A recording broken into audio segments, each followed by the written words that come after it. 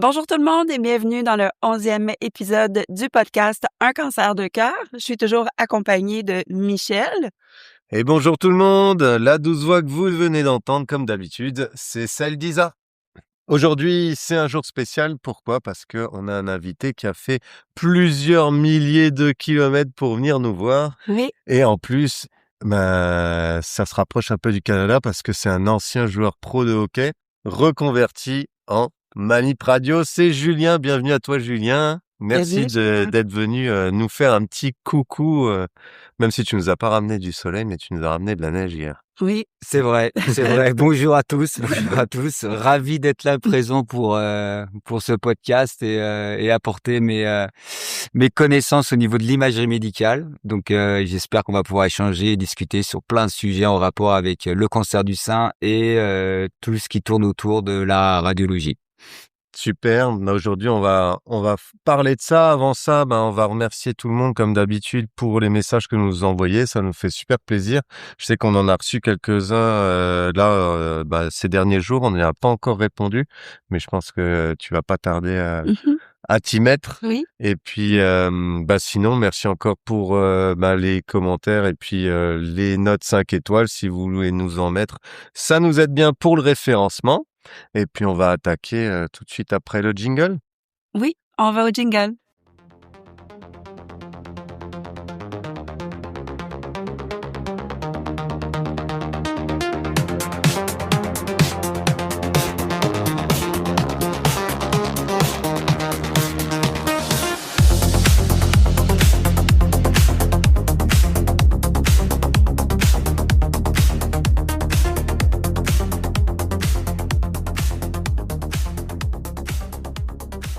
On se retrouve tout de suite et on va passer la parole à Julien qui va se présenter en quelques minutes pour nous dire un petit peu c'est quoi ton parcours, comment tu as fait pour passer de hockeyeur pro à Manip Radio.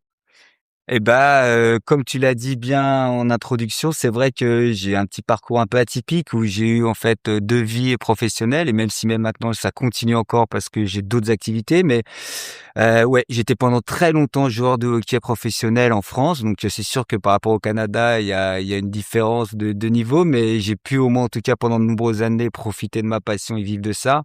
Et puis au bout d'un moment, le temps passe et qu'il faut bien penser à se reconvertir et donc en fait, je suis revenu à mes premiers amours, si j'ose dire, c'était l'imagerie médicale et en particulier le soin. Donc c'est vrai que je voulais revenir dans le milieu du soin et j'ai eu la chance et l'envie de reprendre mes études. Et donc je suis devenu manipulateur radio en 2007 et depuis je pratique cette activité dans des établissements en France. Ok. En Alsace ? En Alsace, ouais. En Alsace, exactement. Très belle région. Je suis pas originaire, mais la plus belle région de France. Ouais, pour raconter un petit peu comment on s'est rencontré avec Julien, c'est parce que toi, tu as été échangé à Mulhouse pour jouer au hockey. Exactement. Et c'est là qu'on s'est rencontrés. Et c'est là qu'on s'est connus dans les vestiaires et que on était assis à côté l'un de l'autre. Ah ouais. Exactement. Des débuts un peu difficiles, mais finalement, l'amour est passé par-dessus et maintenant on se quitte plus depuis une vingtaine d'années. Donc d'où la présence aujourd'hui. Impeccable. Et juste pour faire un petit, est-ce que c'est compliqué de reprendre les études après être passé par une carrière sportive et puis ensuite de se dire tiens, je vais partir dans le médical. Est-ce qu'il y a des passerelles qui sont assez simples, assez faciles? Je sais pas, peut-être ça intéresse des gens qui aimeraient. Alors facile, non, pas facile. La volonté, je pense que c'est important d'avoir la volonté. Après, je pense qu'un des facteurs qui peut permettre de rendre ça peut-être plus facile, c'est surtout l'envie, la détermination. Je pense que quand on a fait une première carrière et qu'on arrive à la fin de ce projet-là et qu'on repart sur un nouveau projet, on a forcément une motivation qui est différente. Peut-être que l'âge aussi fait que tu as la maturité et que tu as aussi des responsabilités. À l'époque, même quand j'ai repris mes études, j'avais un enfant, j'avais Roman qui était né. Donc encore plus on va dire, de motivation à réussir dans mes études. Donc non, ça n'a pas été facile parce que oui, c'est sûr, faut retourner à l'école, faut réapprendre des choses que tu n'avais pas forcément envie de faire et que tu avais perdu l'habitude. Mais bon, la motivation, le projet, la maturité, ça t'aide quand même vachement à faire au mieux et on a quand même des possibilités. En tout cas, là où j'ai pu le faire en Alsace, c'est vrai que voilà, il y a une structure, une école qui nous a permis de pouvoir faire ça et d'avoir une vie privée et une vie, on va dire, professionnelle et de jumeler les 2, ça a quand même été, assez simple, on va dire. Mais voilà, si c'est un chouette projet et il y en a beaucoup de plus en plus qui le font, hein. On fait Mmh. En plus reconversion? ouais. Ouais. Je crois que maintenant les gens de plus en plus font des reconversions, ils font pas le métier toute leur vie et qu'on arrive à avoir des passerelles qui lui permettent de pouvoir, basculer d'un milieu professionnel différent. Ça prend combien de temps? Le diplôme de de manipulateur en électroradiologie, c'est un diplôme qui se passe en 3 ans dans une école spécialisée. Donc c'est soit sur, alors à l'époque c'était sur concours, maintenant c'est sur dossier et donc pendant 3 ans et bah, tu vas alterner entre des cours et des lieux de stage pour apprendre, ton métier. Sachant que manipulateur, alors on compare souvent ça à quelqu'un qui est à la radio, qui fait de la radiographie. C'est souvent l'image qu'on a du manipulateur. Mais en fait, manipulateur, c'est une multitude de spécialités que tu apprends durant ces 3 années de cursus où tu vas passer, bah, de, l'imagerie classique, on va dire à la radio, au scanner, en IRM, à la radiothérapie, la médecine nucléaire, la radiologie interventionnelle. Enfin, tu as une multitude de spécialités que tu apprends pendant ces 3 années et après, à la fin de ton cursus, et bah, tu te diriges plus ou moins vers une de ces OK. spécialités-là. Ouais, tu apprends tout à la base et puis après Ouais, tu te exactement. spécialises. Et c'est quoi la journée type d'un manip radio? Alors, si on revient dans le sujet où on est, surtout au niveau du cancer du sein, la journée type d'un manip radio, bah, c'est généralement, voilà, tu arrives dans ton service alors ça dépend à quelle heure tu arrives, mais disons que tu arrives si tu arrives le matin, bah, tu prends, alors on appelle ça, dans les termes, les transmissions. Tu as un peu la période des transmissions où l'équipe que tu vas remplacer, bah, va te donner les informations et te dire, voilà, ce qui s'est passé dans la nuit, s'il y a des dossiers en cours, des patients en cours, des examens à faire.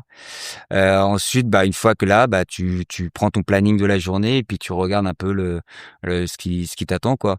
Sachant que tu as la partie de ce qui t'attend, enfin, en tout cas, moi, dans le service où j'étais, on avait le planning officiel, on va dire, on savait ce qu'on avait comme examen prévu. Puis après, derrière, toutes les urgences et autres qui peuvent se rajouter. Donc, Mmh. c'est vrai que tous les jours, tu peux avoir une journée qui peut être différente, de ce que tu as vécu la veille. Mmh. Et c'est quoi? Le patient arrive, je sais pas, tu positionnes. Moi, j'en ai jamais fait un perso, donc je sais pas. Tu Toi, jamais fait de bah non, j'ai moi, j'en ai jamais. eu Bah beaucoup. oui, si quand je me suis cassé le pied ou quoi, ok, ça m'est arrivé, mais je veux dire, c'était assez. Mais toi, t'as plus vécu ça, je sais pas. Ben, C'est habituellement, quoi tu vas le. mettre une jaquette, nous, on appelle ça une jaquette, vous appelez ça comme Ouais, ça aussi? une blouse. Ouais. Ouais. Donc, on met ça, puis ensuite, on entre, on est appelé, on entre dans la salle, puis la personne nous dit comment nous installer, puis Tu as un nom sur un planning, tu vas aller accueillir le patient, tu vas aller chercher généralement dans la salle d'attente où tu vas l'accueillir. Donc déjà, tu as un premier contact avec lui. Donc ça, c'est toujours la partie, on va dire, intéressante. Est-ce que tu sais pourquoi il vient déjà? Alors ouais, tu sais pourquoi il vient. Généralement, quand tu as son planning, tu sais déjà pour quel examen il vient, pour quel type d'examen il va venir. Ensuite, pour quelle indication il va venir. Ça, soit tu le sais en avance parce que tu avais l'ordonnance, enfin la prescription médicale où tu peux savoir ce qu'il a comme type d'examen demandé et quelle zone anatomique tu vas radiographier. Soit des fois tu le sais pas. Et donc là, c'est la découverte quand tu accueilles le patient parce que des fois, il vient avec sa prescription, donc tu n'étais pas au courant mmh. pour quelle raison tu viens. Et puis, c'est surtout là, la partie intéressante, c'est toute la préparation avant l'examen où là, tu vas pouvoir échanger avec le patient, donc discuter avec lui. Déjà, tu auras une indication un petit peu sur son état d'esprit, donc quel état d'esprit il est, pourquoi il vient, si c'est la première fois, pour quel examen il vient, s'il sait pourquoi il vient, s'il sait ce qu'il attend. Enfin, voilà, il y a une multitude de choses qui sont hyper intéressantes dans ce métier-là. Ouais. Et t'as des techniques justement pour des personnes qui sont un peu, je sais pas, tu les vois, ils sont stressés, c'est leur première Ben, fois. surtout les femmes, quand on va pour, une mammographie ou Bah, si on peu revient, c'est importe, clair, si on revient sur notre sujet qui mmh. nous intéresse surtout, et c'est vrai que c'est ça sur la partie, ce que tu as vécu, Isa, la partie cancer du sein et les examens qui sont en lien avec cette pathologie, c'est clair que c'est complètement différent Mmh. et c'est pas forcément évident. Alors, en plus, moi alors j'ai fait de la mammographie, j'ai fait de la radiothérapie, pour des femmes qui avaient des cancers du sein. Et c'est vrai que cette partie-là, premièrement, le fait d'arriver en tant qu'homme, quand tu accueilles la patiente, J'allais dire justement. Ouais, C'est ça. c'est toujours alors, surtout sur la mammographie, parce que je faisais de l'IRM des IRM mammaires aussi OK. et ça, les IRM mammaires, c'est vrai qu'on a, un rapport qui est un peu différent que la mammographie, mais c'est sûr que je me souviendrai et je me souviens même encore des fois, quand tu accueilles la première fois des patientes, qu'elles te voient dans la salle d'attente et que tu les appelles par leur prénom ou leur nom, pardon, et que tu vois dans leurs yeux qu'elles se disent: Mmh. «Oh, ouais, c'est un mec. Oups!» Et elles Ça sont surprises un peu par ça. Moi, ça m'est arrivé aussi, quand tu es venu avec moi à l'hôpital pour mon IRM. C'était un garçon, c'était, OK. un homme, les 2. Puis, aussi quand j'ai eu mes traitements de radiothérapie, souvent c'était, mix là, homme-femme, puis il faut pas être gêné. Il faut ça reste médical, hein, tu sais, Ouais. on Alors après vous avez, c'est vrai qu'il y a encore quelques années en arrière, on se posait moins la question que ce soit un homme ou une femme. Enfin si c'était un homme, c'est vrai qu'on se disait: «Bon, ça posait pas trop de problèmes». J'avoue que moi, c'est une des tendances actuelles et au niveau des gens, alors je sais pas ici au Québec si c'est pareil, mais en France, on constate de plus en plus, ça devient quand même un petit peu compliqué quand tu es un homme de pouvoir faire certains examens sur des femmes ah oui. où, on sent qu'il y a une certaine réticence et que des fois ça met très mal à l'aise les personnes. Dans ces cas-là, on essaye d'échanger et de discuter avec les femmes en leur demandant si voilà, si ça leur pose vraiment un problème, on peut toujours trouver une autre solution de dire: «Bah, si je peux ou en tout cas s'il y a une de mes collègues qui peut prendre en charge, la patiente, on va le faire avec ma collègue». Si des fois ça arrive qu'on n'a pas la possibilité parce que, je suis seul présent ou alors que c'est un de mes collègues qui est là présent, bon, bah, on essaie de voir avec la patiente, de voir si vraiment ça lui pose un problème, bah, on décalera l'examen et on le fera à une autre date. Sinon, généralement, après, une fois qu'on discute un peu, qu'on lui explique et qu'on la rassure et qu'on essaye de faire tout pour qu'on essaye d'être, dans le respect de la dignité et de la pudeur, voilà, ça se passe généralement plutôt bien, hein. Mmh. Mmh. Explique-nous un peu comment ça se passe, le positionnement, je sais pas, du sein, du machin. On parle de sandwich à chaque fois, toi, parce que non, mais parce que c'est ton expression. Tu me dis: «Ouais, mon sein, il va passer en sandwich» ou je sais pas, «je vais me le faire écraser». Pour quelqu'un qui a pas encore vécu ça ou ça va être leur première Mmh. mammo parce que, ben, on dit aussi de bien faire du préventif et d'aller voir, un médecin, régulièrement pour faire vérifier plus tôt on le décèle, le mieux c'est donc Ouais. Ben, ça fait pas mal, mais c'est pas agréable. C'est juste, tu sais, c'est de la façon dont ils je sais pas comment dire ça, mais qui prennent le sein pour le placer sur la plaquette entre Ouais, les 2 plaquettes, ouais, puis là, ils font vraiment comme, le mouvement pour étendre, le exactement, sein, la glande, mammaire et tout exactement. ça. Fait que c'est tu sais, c'est spécial comme comme que quelqu'un nous touche comme ça, tu sais, qui est ouais. pas, tu sais, on est dans notre intimité quand même, là, c'est oui, on est pudique, mais c'est ça. Sinon, ça se passe quand même bien, c'est pas très, très long, ça prend quoi, une dizaine de minutes peut-être au Ouais, c'est total? ça, ouais. Ouais. Ouais, totalement, ouais. C'est pas un examen qui est très long, mais c'est un examen où, ouais, il y a une préparation, une installation c'est ce qu'il y a de plus alors, dans l'imagerie, on te dira que la préparation et l'installation, c'est ce qu'il y a de plus important. En tout cas, c'est 80 de la réussite de ton examen si le patient est bien installé et rassuré et qu'il puisse bien, voilà, faire l'examen. Mais c'est vrai que la mammographie, c'est quand même bien particulier parce qu'en plus, il y a des critères on va dire de réussite et qu'on demande sur les mammos quand on doit faire une mammo de face ou un 3/4 ou un profil. Et c'est vrai que de un, tu as la proximité avec le patient, donc tu es vraiment très proche. De 2, bah là, tu es obligé de prendre son sein et de l'installer, donc le mettre sur la plaque et qu'ensuite après il soit compressé avec l'autre plaque qui est par-dessus. Donc tu dois vraiment essayer de bien étaler complètement la glande mammaire pour que tu puisses bien tout avoir sur la radiographie. Sur la mammographie, donc ça, c'est pas forcément évident. De 2, bah, c'est patient dépendant, donc ça dépend aussi de un, la poitrine que peut avoir le patient. J'ai des patientes qui ont des fortes poitrines, soit qui ont des toutes petites poitrines. C'est très compliqué à faire. Bizarrement, Dans les 2 cas, c'est ouais, dans les 2 cas, c'est Ah ouais? compliqué, ouais. Je Ouais, pensais que ouais. les petites poitrines, c'était difficile, là, parce que Bah, les petites poitrines, c'est difficile parce qu'il faut que tu arrives à bien étaler, donc il faut vraiment qu'en plus, bah, tu limite, tu tu compresses la patiente contre la plaque, elle est complètement, toi-même tu l'as vécu Ouais, toi, ouais. mais avec une poitrine, on va dire classique, hein. Ouais. Mais des gens qui ont vraiment des toutes petites poitrines, c'est vrai que c'est pas forcément évident parce que t'es de un, bah ouais, ils sont complètement écrasés par le mammographe. De deux, complètement, ça tire sur la peau, hein. Mmh mh. Quand tu compresses, Mmh. moins il y a de peau, plus tu vas tirer, et moins il y a de glandes, on va dire, et plus ça va tirer sur la peau. Donc t'as aussi ce phénomène que tu veux pas les pincer, enfin que ça fasse pas mal. C'est pas le but, hein. Donc ça, c'est pas évident. Mais il faut que quand même voilà, le fait qu'il faut vraiment bien compresser la poitrine pour qu'on puisse avoir tous les critères de qualité pour l'interprétation. C'est pas évident parce que même moi, j'ai dans mes critères, moi, c'est indiqué que j'ai, une densité, je me souviens plus quel grade que j'ai, mais Ouais. j'ai le sein dense, donc je dois maintenant faire toujours une IRM parce que la mammographie, c'est pas suffisant, Ouais, ça démontre ouais, pas assez ouais. bien, Donc tu ça, les patients qui ont des ouais. prothèses mammaires, les patients qui ont, comme tu dis, suivant la consistance du sein, suivant l'âge et l'âge de la personne, parce que tu as le sein plus ou moins consistant suivant, OK. enfin avec l'âge, avec l'âge, suivant ton âge. Enfin il y a multiples critères et c'est vrai que c'est pas évident du tout. Mais voilà, on y arrive, on y arrive, mais c'est vrai que suivant la patiente, bah, ça peut prendre plus ou moins de temps. Mais c'est l'examen actuellement qui reste quand même de référence. Il y a pas d'autre imagerie qui remplace, la mammographie Mmh. pour, les critères de dépistage. Même si les machines ont énormément évolué et qu'on arrive maintenant à avoir de l'imagerie presque en 3D, avec les mammographes, ça reste, le positionnement et la technique restent toujours la même, quoi.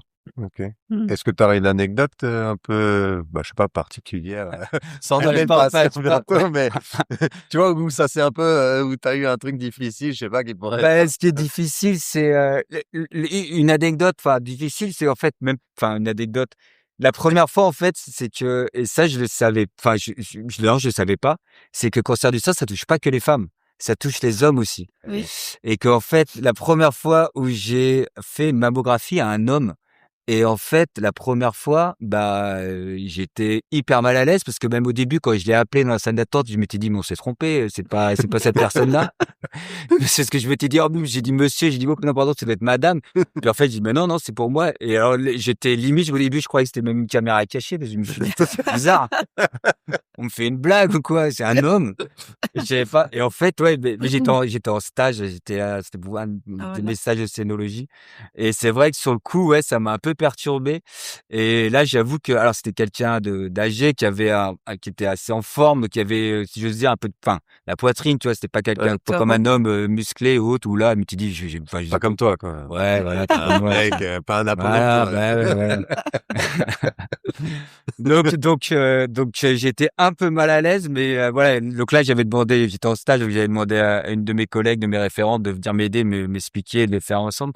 Mais ouais, ça a été loufoque, ouais. Mais oui, ça touche les hommes aussi. C'est un pourcentage qui est très faible, mais ce n'est pas que réservé aux femmes. Est-ce que tu avais, je sais pas, une phrase que tu répétais souvent pour déstresser, bah, quand tu voyais des patientes qui arrivaient et qui ont souvent, Ben, c'est peur? plus après, Je tu sais, sais on pas. passe l'examen, on est nerveuse, mais c'est surtout quand on essaie de voir la réaction de la la personne de l'autre côté de la Ah machine, oui. du truc, où il y a le contrôle parce qu'on se dit: «S'il voit quelque chose, ça va paraître dans son Ouais, c'est visage». ça. Ah, Ça, mais c'est c'est vrai, clair, ça. c'est chose. Ça, c'est une idée. Je comprends tout à fait. T'as Ah, raison, mais je pense qu'énormément de patientes ou patients, c'est exactement ça.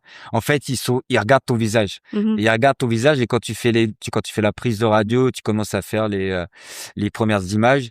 Ils regardent tout de suite, voir, ils essaient de décrypter ton ouais, attitude, tu vois, et ton, ouais, de l'émotion que tu non-verbal, vas ouais. dégager en disant: «Ah, est-ce que s'il rigole ou enfin, s'il a le sourire ou s'il a pas changé de visage, c'est que tout va bien?» Et ou inversement, c'est que tout Puis va mal parce qu'il a ouais, il a un Ouais. truc. Et souvent tu as des patientes qui te disent: ça va, c'est bon, j'ai rien mmh, et tout. Et toi, même moi, de toute façon, en tant que manipulateur, je ne sais pas et je n'ai pas à dire les choses. C'est le médecin qui légalement, enfin, en tout cas en France, qui doit, s'il y a des choses à dire, qui dit les choses. Donc nous, la seule chose qu'on lui dit, c'est que nous, ce qu'on veut, c'est que l'image soit de bonne qualité et qu'on ait vraiment le résultat qu'on attend. Mais oui, je comprends, ça c'est très humain et je le comprends. Et je pense que moi aussi pareil quand je suis de l'autre côté, bah, c'est pareil aussi des fois, c'est vrai que j'ai encore ce réflexe aussi de regarder le soignant en lui demandant, «Ça va, tout se passe bien?» ou mmh. voilà, en essayant de Ouais. chercher la moindre information que je peux voir sur son visage. Mais non, non, faut pas faire ça, je sais que c'est pas faire ça. Après, non, tu essaies de les rassurer. Moi, je me mets toujours un peu à la place des patients. Si on fait ce métier-là, déjà, c'est aussi parce qu'on veut être au contact des patients et qu'on veut les aider. Ça, c'est vraiment notre sacerdoce. Donc, c'est vraiment ça ce qu'on recherche. Et donc, en fait, bah voilà, le but, c'est d'essayer que, comme je disais tout à l'heure, un examen, c'est que c'est presque 80% d'avant l'examen, la préparation. Donc, c'est hyper important d'échanger avec la personne, d'essayer quand c'est possible, parce qu'il y a des personnes c'est compliqué des fois de pouvoir échanger avec eux parce qu'ils sont tellement stressés, parce que X raison. Donc tu vas pas non plus essayer de forcer les choses, mais au moins en tout cas de dédramatiser la chose, de bien leur expliquer ce qu'on va faire, parce que souvent aussi ils ont une fausse idée de ce qu'on va faire, parce que la voisine m'a dit que c'était comme ça que ça se passait, ou parce que Internet m'a dit que c'était comme ça que ça se Ouais. passait. Et aujourd'hui, De ça doit être génial sur ChatGPT que j'allais mourir dans... Mais oui, là, alors, ouais, je sais pas, mais il y a Doctissimo ici en France, il y a des genres de choses, Ouais, ouais, Doctissimo, ouais. ouais. Parce que moi, c'est ça, voilà, j'ai vu dans Doctissimo que j'avais Martine du ça, enfin, 32. ils ont déjà le compte rendu, ils savent déjà ce qu'ils ont, quoi. Le diagnostic, ils l'ont déjà, alors qu'on n'a même pas encore fait l'examen et qu'on sait même pas pourquoi ils Ouais. viennent. Mais ils savent déjà qu'ils ont tel ou tel ou tel truc, qu'il faut faire tel ou tel examen. Mmh. Ouais, c'est dur des fois. Des fois, c'est dur, t'en rigoles, mais il y a des fois où, voilà, quand c'est le 15e de la journée qui t'affirme, voilà, qui sait déjà ce qu'il a, ça peut être un Mmh. peu, ouais, des fois, c'est Oui, un parce peu, que Martine du 59, elle a dit mais c'est ça, parce que ma voisine, elle m'a dit que c'était ça, parce que Bah oui. mon mari, on a regardé avec mon mari, il fait ça, parce que, mais c'est normal, enfin, le faites pas, mais oui, c'est normal. Je serais peut-être le premier à regarder sur Internet, mais il y a tellement des fois de trucs faux que, Mais par contre, des patients qui te posent des questions, est-ce que ça, c'est correct, qui te posent des questions soit sur le déroulement, soit sur, je sais pas un peu comment ça se passe pour, parfois, moi, je sais que moi, je pose beaucoup de questions pour savoir quand je comprends pas un truc ou que j'ai peur de quelque chose pour être rassuré. Par exemple, dans l'avion, je suis pas fan. ouais. Du coup, je demande, ah, tiens, l'hôtesse, c'est normal ce bruit, et puis elle t'explique, ouais, ça vient de là, et t'es rassuré. Donc, ça, tu préfères Ouais. qu'on te pose des questions? Bah ouais, parce que c'est aussi un gage de, je dirais de confiance que peut avoir le patient. S'il te pose des questions, c'est que déjà, bah, il a conscience de ce qui se passe et qu'il a envie de savoir ce qui se passe et que nous, ça nous permet aussi d'expliquer ce qu'on fait. On n'est pas là, des fois, c'est vrai que des fois, ça peut être un peu frustrant que quand tu as des patients où tu aucun échange avec eux, ça arrive, hein. Et après, tu peux pas leur vouloir, t'essayes et puis s'ils veulent pas, ils veulent pas discuter. Mais c'est vrai que tu voilà, t'es en train de faire un examen qui est quand même assez complexe et que tu as aucune demande de leur part. Bon, c'est dommage que tu auras envie de leur expliquer ce qu'on fait, tu auras envie de leur expliquer bah, la machine, comment ça fonctionne, pourquoi on fait ça. Enfin, faut pas hésiter. En tout cas, si vous avez le moindre question, les manipulateurs sont là pour répondre. Et ceux qui nous écoutent, bah, c'est vrai que ouais, si vous avez, enfin, si un jour vous passez un examen d'imagerie, n'hésitez pas à leur poser des questions sur pourquoi la machine, comment. Je pense qu'ils se feront tous un plaisir de vous répondre. Moi, j'ai une question justement. Maintenant, j'ai, une reconstruction, donc j'ai des prothèses, mammaires.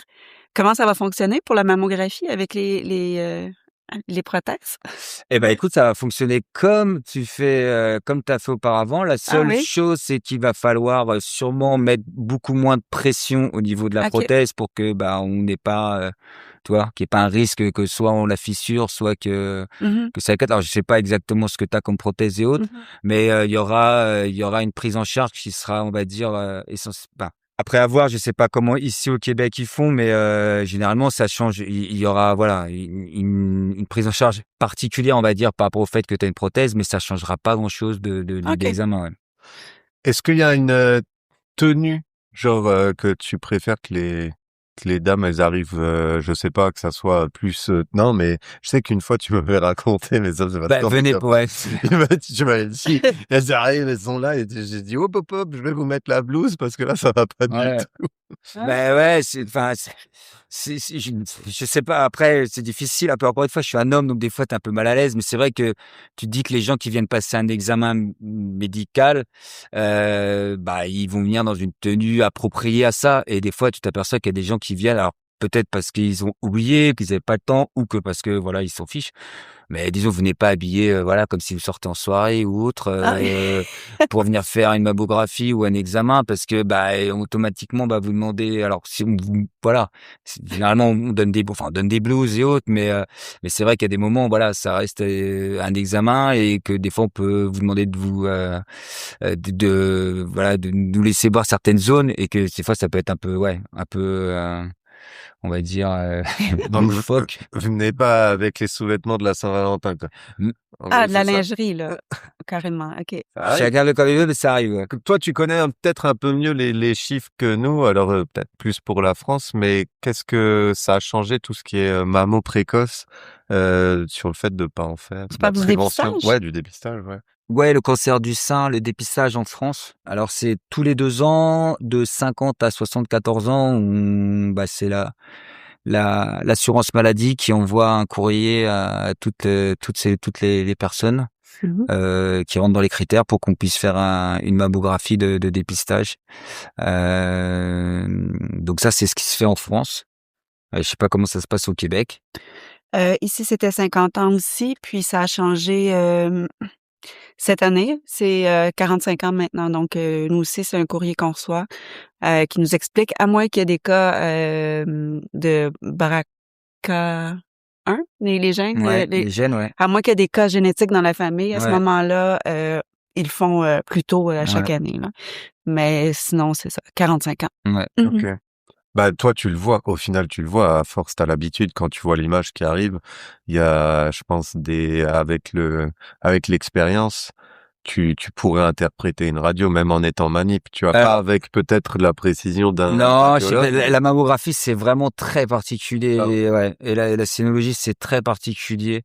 Déjà de 1 non, nous, en tant que manip, ouais, alors tu pourrais avoir l'expérience de dire: «Voilà, j'aurais peut-être, enfin, de toute façon, dis rien et c'est le ouais, médecin ouais. qui gère tout.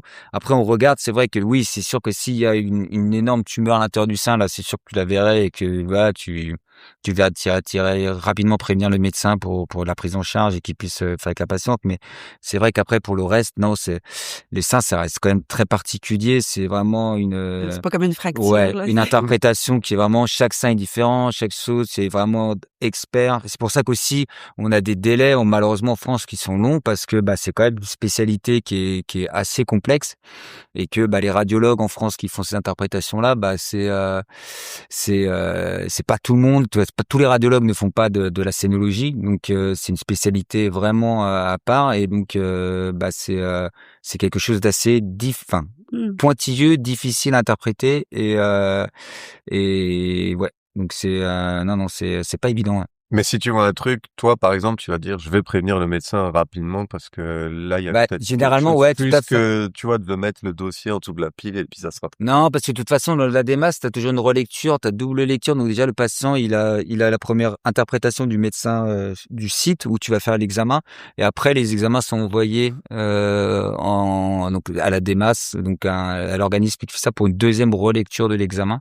Donc il y a double lecture pour qu'on est sûr que tu vois, pour te dire que l'interprétation est pas évidente, Mhm. parce qu'on fait une double interprétation, ou deux relectures d'un autre radiologue pour avoir deux avis. Parce que voilà, c'est assez, c'est motivé. Et c'est sûr que non, nous, si voilà, il y a quelque chose qui est là, tout de suite, oui, on va, le radiologue est présent, il est présent sur place, donc il va venir, voilà, tout de suite prendre le dossier en main et le faire ce qu'il faut pour que la patiente soit prise en charge rapidement et rentre dans le processus de, ce que t'as eu, enfin, ce que t'as, Moi, c'est pas, sur place, ouais, que je l'ai su, c'est, on m'a simplement rappelé pour passer une échographie suite à ma mammographie parce qu'il voilà, avait détecté quelque ouais, chose. Puis, à ce moment-là, à l'échographie, hem, elle a pris une biopsie, ouais.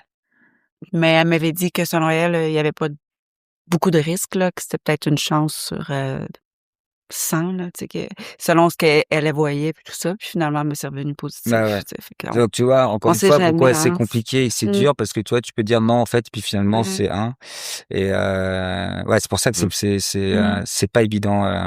La ouais, sinologie, c'est vraiment une spécialité compliquée, on va dire, l'interprétation. On est vraiment jamais sûr à 100% de ce qu'on peut voir. mmh, Nous, on parle beaucoup, dans ce podcast du couple aussi dans le cancer du sein. Et est-ce que tu as eu des situations où justement la personne est arrivée pour un examen ou un suivi en couple et je sais pas, où tu as eu justement affaire avec la personne qui l'accompagnait, que ce soit une femme, un homme, peu importe. Est-ce que ça t'est déjà arrivé? Est-ce qu'il y a des situations qui sont particulières Est-ce ou qu'il y a des c'est d'autres religions personnes? aussi qui font que le conjoint doit être là pour pas laisser la femme, seule ou Alors là, ouais, si c'est vrai que tu as plus ce cas de figure, on va dire dans les ouais, alors suivant les couples, il y a des couples, qui peuvent enfin voilà, où le mari peut être très présent et qui est là et qui vient soutenir, sa compagne, sa femme, lors de tout examen médicaux, que ce soit alors généralement, c'est vrai que les premières mammographies, c'est rare que tu aies le compagnon qui soit là. Ça peut arriver, comme tu dis, peut-être plus le côté religieux où tu peux mmh, avoir des accompagnants qui sont peut-être plus présents parce que là, donc ça tu peux l'avoir, mais sinon c'est vrai qu'au début généralement la personne qui vient faire la mammo, elle est généralement seule. C'est après souvent que là il y a l'accompagnement une fois que on a fait un diagnostic qui n'est pas positif, on va dire. mmh. Là tu peux avoir le mari qui ou le compagnon qui vient et qui est plus présent. Mais généralement, au début, les premières mammos de dépistage, je pense que c'était un peu tout ce que tu as fait aussi? Ben, moi, j'ai jamais été accompagnée, tu sais, dans la salle d'attente peut-être, mais pas dans la Mmh. salle Ouais, d'examen, non, c'est c'est ça, l'examen, non, on laisse jamais, c'est mais toujours la personne qui est toute seule, l'accompagnant, il reste toujours dans la salle je d'attente, pense ouais. pas que tu aimerais voir ça non plus, un sein, se faire, aplatir. Non, j'étais bien. Ouais, je sais pas, ouais, c'est clair, ouais. Je suis pas sûr, c'est pas très non. Non. Là, je suis pas convaincu que ce soit la meilleure Ouais, image que tu ouais. pourrais avoir de ta compagne, Je Ouais. t'avoue, sur quand le on le mammographie. faisait, c'était des rendez-vous à 2 heures du matin, donc j'étais Ah très OK. bien dans la salle d'attente, Ouais. à regarder un petit truc ou à travailler. Ouais, c'est Sur le pas mal des plan. fois de garder un peu de mystère.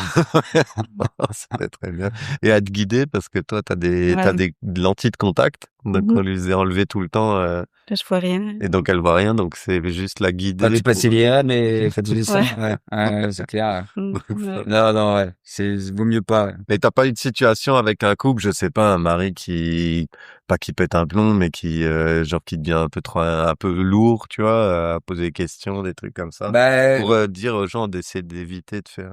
Mmh. ouais, c'est sûr que en fait, des fois l'accompagnant, je peux comprendre que ça rassure la personne qui vient avec de venir avec son compagnon, son mari ou autre, mais des fois ça peut l'effet inverse parce que souvent même des fois on s'aperçoit que le compagnon ou le est encore plus stressé et encore plus, en fait, on limite on ne doit plus gérer l'accompagnant que gérer le patient.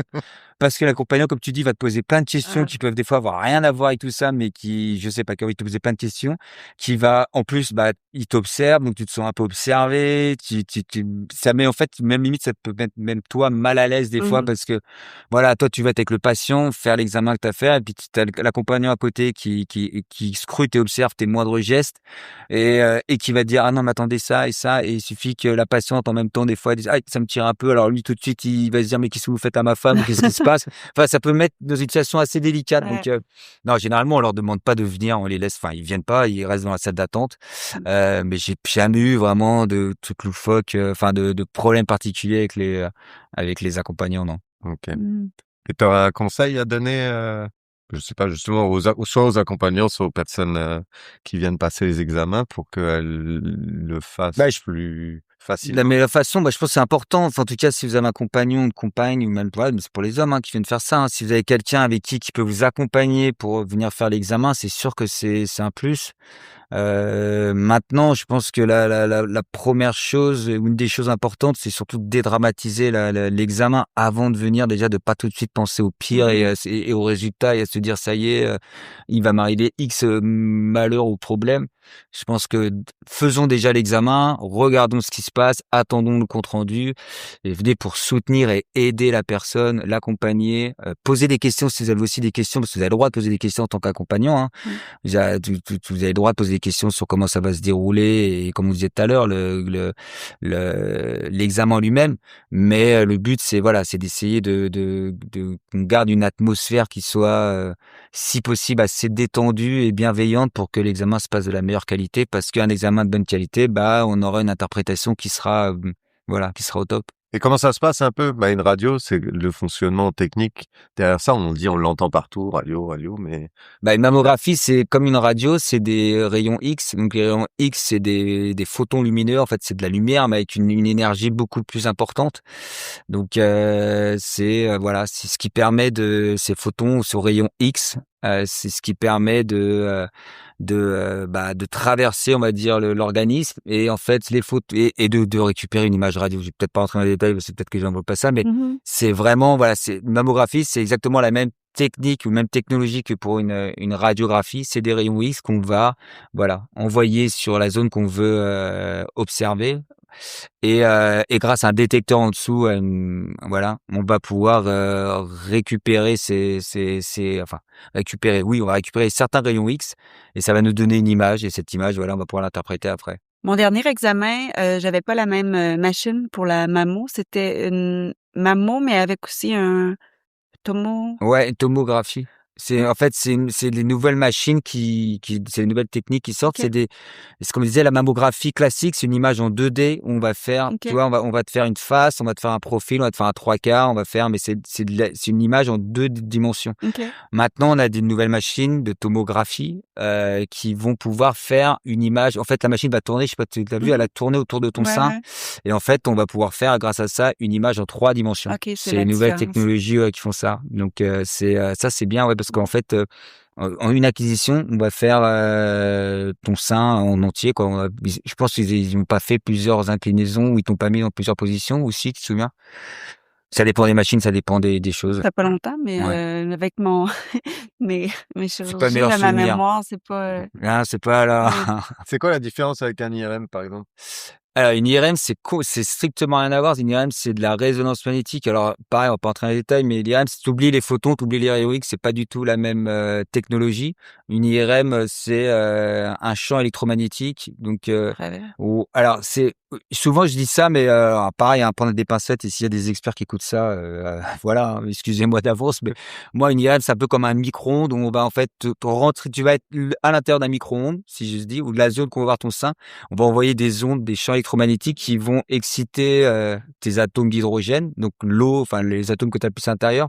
Et en fait, en envoyant ces ondes, ça va les faire bouger, ça va dégager de la chaleur, de l'énergie. Et cette énergie, en fait, on va la récupérer grâce à l'IRM et on va obtenir des images. Donc l'IRM, c'est vrai que c'est C'est ce qu'ils appellent le scintillement quand que par exemple, non? non, sentiment, non, Ça, c'est c'est pour le pas pareil. Ça, c'est pour la médecine nucléaire. nucléaire? OK, Ouais, OK. ça, c'est la Le médecine mélange. nucléaire. Ou là, la médecine nucléaire, c'est on va t'envoyer un élément Ouais. radioactif dans le corps qui Mmh. va scintiller, qui va lui, va, voilà, C'est il réagir, scintiller, là. mais il va t'envoyer de l'énergie Mmh. parce que tu vas avoir de la radioactivité dans ton corps Mmh. et ça va envoyer une énergie dans une zone et là, tu vas recueillir on appelle ça, Mmh. voilà, de scintigraphie où on recueille cette énergie-là. Mmh. Mais là, c'est l'inverse. C'est vraiment, on t'envoie un micro-ondes. En fait, ton OK. corps va chauffer un petit peu et cette chaleur, eh ben, ça va, avec plein de techniques, d'informatique et autres, va obtenir une image. Ouais, parce qu'en plus, ils t'injectent parfois un truc. Enfin, moi, j'en ai fait qu'un seul, une fois. Et puis toi, t'en as fait aussi suite à... Ah, 2. les produits de contraste. Ouais. Ouais. J'avais la scintigraphie, osseuse, puis après ça, j'ai eu aussi, c'était un scan, mais je me souviens plus c'était pourquoi. Puis Mmh. ça, on m'avait injecté Mmh. aussi mais c'était Bah, pour mon cancer, là. ouais, c'est ça. Ouais. Mais généralement, c'est alors pour les cancers, enfin, quand on fait des IRM mammaires, c'est vrai qu'on injecte, alors suivant après quelle indication et ce qu'on veut voir et tout, mais la grande majorité, c'est vrai qu'on injecte un produit de contraste. En fait, on injecte un produit qui va aller donc enfin, qu'on va injecter dans le sang, qui va aller se diffuser partout dans le corps. Et ce produit, en fait, il va, ce qu'on va observer avec ce produit-là, c'est qu'il va ressortir sur les images, alors souvent blanc, très blanc, en fait. Donc, ça va nous permettre de visualiser le produit en disant, voilà, tous les vaisseaux sont blancs, ou en tout cas, c'est blanc. Et ce qu'on cherche avec ce produit, c'est essayer de trouver une zone, en fait, où il y a, alors, la tumeur, généralement, une tumeur, c'est des cellules qui sont anarchiques. Une tumeur, c'est tes cellules d'un seul coup, il y a des cellules dans ton corps qui vont faire n'importe quoi et qui vont se multiplier très rapidement et qui sont plus du tout programmées de ce qu'elles étaient. En fait, c'est un peu ça. Et donc, en fait, le but du premier contrat, et donc ces tumeurs, pour qu'elles se multiplient rapidement, pour qu'elles, vu qu'elles sont, on va dire, désorientées, qu'elles vont partout, elles ont besoin d'énergie. Et l'énergie, bah, ça vient avec le sang. parce que dans le sang, t'as le glucose, t'as plein de choses qui permettent de justement faire que ces cellules, ça les nourrisse. Et en fait, d'injecter le produit de contraste, ça va colorer ce sang. Alors là, je simplifie encore un peu, hein. Et en fait, ce qu'on va chercher dans ton sein, c'est de voir justement s'il n'y a pas une zone qui devient toute blanche. Et on se dit, tiens, s'il y a une zone qui est toute blanche, ça veut dire que à cet endroit-là, il y a une forte concentration de cellules qui ont besoin d'énergie, que ça consomme voilà, toi, il y a une zone hyper vascularisée. Et donc, ça veut pas dire que c'est un cancer ou ça veut dire quelque chose, c'est dire que cette zone-là, il y a une inflammation ou quelque chose, on va dire, d'atypique. Et donc, il va falloir investiguer et voir un peu ce qu'il y a derrière. Mais encore une fois, c'est pas parce que vous avez une zone où c'est tout blanc que d'un seul coup, vous voyez malheur. Mais en fait, ça sert à ça pour une contraste. Grosso modo, c'est un peu ça. C'est nous donner des informations en plus. Moi, j'avais juste eu peur pour lors de l'IRM que j'ai passé parce que c'est comme un tube et on rentre dedans et genre on a l'impression qu'on est tout bloqué. En plus, moi, c'était pour le cœur. On m'avait foutu une énorme plaque et tout. et ça dure clair. super C'était longtemps. long, Mais pour toi, je sais pas si tu as eu cette sensation pour prévenir les gens qui vont faire des IRM qui en ont jamais fait, qu'ils soient prévenus que tu rentres dans une boîte et là, IRM, vraiment proche, là, c'est moins pire que l'appareil pour la scintigraphie, je trouve. Ouais? Ouais. OK. Puis la scintigraphie, c'est quoi l'autre? Le PET J'ai scan. passé tellement, il y en a un qui fait, tu sais, ça fait du bruit, là. Tac, tac, tac, tac. Ça, c'est les IRM. Les IRM, la première chose que les gens, ils ont pas, comme dit très bien Michel, mais c'est pas une boîte, hein. Je vous dis tout de suite, ça se ferme pas, ça reste ouvert. C'est juste un tunnel qui fait 2 mètres de long et qui fait 80 centimètres de diamètre suivant les modèles. Mais on va dire c'est ça. Mais ça reste toujours ouvert. C'est ventilé, vous avez de la musique, vous pouvez avoir, il y a de la lumière. Souvent, les IRM, il y en a même certains où vous arrivez à mettre des vidéos et tout. Enfin bon, mais ça, pour le cancer du sein, t'as une position, t'es sur le ventre, t'es surélevé et t'as ta poitrine dans 2 trous. Ouais, ça. C'est comme une table de massage, mais au lieu de la tête, bah là, il y a 2 trous avec, tu mets tes seins à l'intérieur pour que les seins soient dans une position, on va dire, voilà, qui pendent, voilà, dans l'antenne. Et en fait, la patiente, elle est allongée comme ça sur le ventre pendant un quart d'heure, 20 minutes, tout dépend encore de l'examen. Mais c'est moins, enfin, moi, je sais que les IRM mammaires, on a beaucoup moins de mal à les faire parce que la position est faite que elles voient pas vraiment le tunnel, elles ont pas cette sensation d'enfermement qu'une IRM cérébrale ou toi, ce que tu as fait cardiaque où t'as les antennes sur toi, t'as pas mal de choses, tu vois, t'es sur le dos et c'est peut-être plus anxiogène qu'une IRM mammaire. Du coup, j'avais regardé derrière et j'avais vu que c'était ouvert derrière et là, j'ai fait OK, ça va mieux. T'aimerais pas la radiothérapie? La radiothérapie, en plus, t'as un tuyau dans la bouche. Moi, les rayons, ils devaient être du côté gauche, du côté du cœur. Donc, je devais retenir ma respiration pendant qu'il envoyait les... Ouais, aussi au cœur. Ouais, c'est ça. Puis ça, c'est long quand même. Les séances de radiothérapie, c'est long. 25 minutes, mais tu sais, à prendre des respirations retenues, puis tout ça. Ouais. Comment ça se passe, la radiothérapie? Peut-être qu'on a fait un petit J'en ai fait un petit peu quand j'étais en stage et qu'on en faisait. Alors, la radiothérapie, c'est souvent c'est vrai que dans le cancer du sein, alors là, on va juste, mais c'est vrai que généralement, c'est vrai qu'on a la chirurgie, on commence par la mammographie, comme tu as dit, les échographies, tu peux avoir la biopsie. Après, on passe des fois à l'IRM. Après, on fait scanner parce qu'on veut faire un bilan entier du corps pour voir s'il n'y a pas des lésions ailleurs, que si on découvre quelque chose. Donc, c'est vrai que dans le cadre du cancer du sein, tu as la médecine nucléaire, tu peux faire le PET scan, tu peux faire la scintigraphie. Et il y a la radiothérapie, en fait, après aussi, qui est là derrière. C'est vrai que c'est beaucoup, beaucoup d'examens. Et la radiothérapie, c'est alors, pareil, suivant le type de lésion que t'as, enfin, suivant, voilà. C'est pareil, suivant les patientes et ce qu'elles ont comme pathologie. Tu viens tous les jours pendant X, souvent c'est 5 séances par semaine, donc une séance par jour pendant 4 à 5 semaines. Ça dépend, la machine. Et tu viens, voilà, et pendant 5-10 minutes, t'es installé toujours dans la même position, toujours on essaie de faire la reprographie là, identique à chaque fois. Et on va envoyer, là pareil, des rayons X. Alors c'est des rayons qui sont beaucoup, beaucoup, beaucoup plus puissants. Donc c'est même plus des rayons X, c'est encore plus puissant avec une énergie beaucoup plus puissante et on va cibler exactement la zone qu'on veut et on va irradier cette zone du sein ou pour tuer toutes les cellules cancéreuses qu'il y a autour. Il y a des effets secondaires, mais les manipulateurs qui prennent en charge expliquent bien tout ça. Ah oui, vraiment, ils connaissent bien leur truc, puis ils demandent toujours à chaque fois comment ça va, la fatigue, comment les effets secondaires, c'est des trucs nouveaux, ils nous tiennent vraiment au courant. Puis Ouais. surtout, ils nous disent toujours que le bureau est toujours ouvert pour consulter le médecin. Ouais. Il y a toujours un médecin qui est là. Puis si on a des questions ou des trucs qu'on n'est pas certain, on peut aller discuter avec le Mais il médecin. y a vraiment un échange qui est, moi je me souviens, c'est vrai que quand je faisais mes stages, Mm. tu as vraiment un échange vraiment très important avec les patients parce que de Ah un, ouais. tu les vois tous les jours. Mm. Donc tu vois, comme tu dis, tu vois comment ils répondent au traitement, comment ils évoluent. Il y a des jours, ils peuvent être de bonne humeur, des jours, ça peut être un peu Mm. compliqué, fatigué, autre chose, enfin plein de choses. Donc tu as un rapport qui est humain, qui est hyper important. Et comme tu disais, ouais, tu peux échanger, tu peux aller voir les médecins, tu peux même parler avec les manipulateurs et autres. C'est Et un ça, c'est ouais, contexte complètement ouais, différent, tu sais, on se sent pris en charge, puis c'est presque familial. ouais, Tu sais, puis on sait tous les gens qui sont là dans la salle d'attente ou ouais, ceux qu'on croise, ils sont là parce qu'eux aussi ont un exactement. cancer, donc tu sais, on Et comme tu dis, et puis quand c'est des personnes jeunes, enfin moi j'ai le souvenir, j'avais des personnes jeunes parce qu'on commençait tôt, des fois à 7 heures du matin, parce que c'était des longues journées, des fois c'est de 7 heures à 20 heures, tu vois, et donc bah tous les quarts d'heure ou 20 minutes, t'as un nouveau patient qui vient parce qu'il vient pour sa séance quotidienne. Et je me souviens que le matin, on avait souvent les patientes qui venaient pour les cancers du sein et les patientes qui continuaient à travailler et qui avaient une activité à côté. Mmh. Et donc tu venais, tu les voyais, elles venaient faire leur séance de radiothérapie, puis après elles repartaient pour aller au boulot ou continuer leur journée ou la famille ou autre. Mmh. C'est une atmosphère et un milieu qui est complètement différent on Mmh. va dire de l'hôpital classique ou Ah d'un ouais, ouais. service classique de soins Mmh. où là ouais t'as des rapports ouais qui ont rien à voir avec le reste. Non, non, c'est ça. Ok. Super intéressant. Et une dernière chose, c'était les radios et les IRM, tout ça, c'est pas que pour les humains. On en fait aussi pour les animaux. Et je sais qu'une fois, tu m'as envoyé une photo. Je sais pas si on a le droit de le dire. Je sais pas si. Ouais, je sais pas, Je sais pas. pour le zoo. On est pour le Ah zoo, ouais. Et, Ouais, et il ça arrive des m'envoie un fois, ouais. truc et il me dit j'avais un patient super spécial aujourd'hui. Il m'envoie une photo et c'est genre, c'était quoi, un léopard? Ouais, Non, non. léopard, ouais, ouais, on avait le Wow. zoo, ouais. Le zoo nous avait demandé où je travaillais, ils nous avaient demandé si on pouvait faire, parce que les animaux c'est compliqué et que et l'accès à l'imagerie c'est pas évident. Et là ils avaient un léopard des neiges, je crois. Et ils avaient besoin de faire une imagerie, un scanner un peu en urgence parce qu'il avait quelque chose, ils savaient pas quoi. Donc on avait fait, bon là c'est dans un truc à part, hein, mais on l'avait fait et pas de chance, il s'était réveillé dans la salle.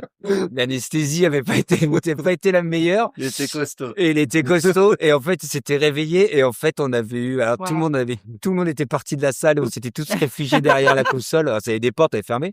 Mais il était sous anesthésie donc tu voyais qu'il était Ouais, ouais. voilà, il était chancelant, il a été là. Mais c'est vrai que sur le coup on s'est dit ah il y a le léopard qui est dans la salle dans le salle de scanner qui bouge plus et il y avait le VTO du zoo qui était là et qui était rentré après qu'il l'avait réanesthésié, on avait pu finir l'examen. Mais sur le coup, on n'avait pas fait les Wow. malins quand on l'avait vu bouger, qu'on disait, mais il bouge. Je dis, non, non, ça va, il y a anesthésie. Puis, de ce coup, c'était vraiment bien bougé. Et là, quand tu vois tout le monde partir, Wow. tu dis, wow, je cours, je m'en vais. Non. Mais bon, voilà, Wow. c'est Ok. la petite Exceptionnel. anecdote. Ouais, Mhm. on regardera si avec le droit pour voir si on peut balancer une photo de ça ou quoi, de en avoir une qui traîne. C'est impressionnant en tout cas. Ouais. Ah ouais. Bah ouais, Mais c'est ça pas doit, courant, surtout quand tu reçois une vraiment. photo comme ça. Mmh. Et voilà.